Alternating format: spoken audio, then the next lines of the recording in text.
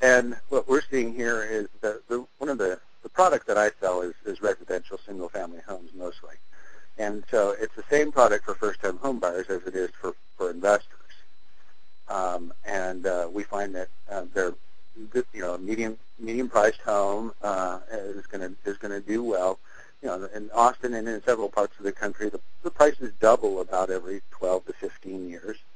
So you buy a home with a good down payment as an investment property, and you're going to do well if you just hold on to it. It's a long-term investment. It's not a short-term.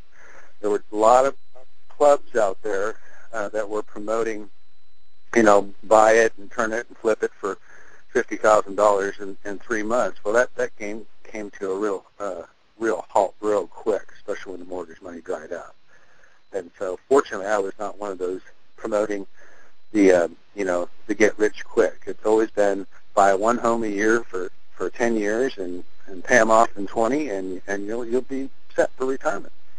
Right. No matter what happens with the real estate market, that's just a really balanced way of doing it because you're not getting that overexposure. Right. Absolutely. There's been a lot of people that got really upside down, and I saw people coming in here and buying 5 properties, 0 down, with $500 negatives, and I said, what are you doing? Why don't you just buy one with a 10% down payment rather than buying 5 with no down payment? Well, they just thought that the prices were just going to continue to go on up and up and up, and I warned them. I said, no, that's not. This is long-term investing. It's best if you just have at least a break-even or a slight positive, and cash is king, and cash flow is king. So if you run yourself into a negative, when tougher times come, you're going to be the first to lose the property, and that's never a fun prospect.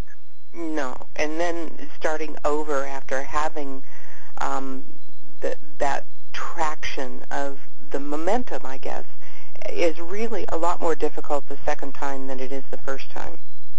Well, what it does is it discourages people from getting back on the horse. And, most people who've lost properties are probably never going back into investment property again, and that's a shame. Because there's only a few places to build wealth, really. I mean, there's only a few places to store your assets. Real estate's one of them. The stock market's another, and we know that that's a wild ride on its own.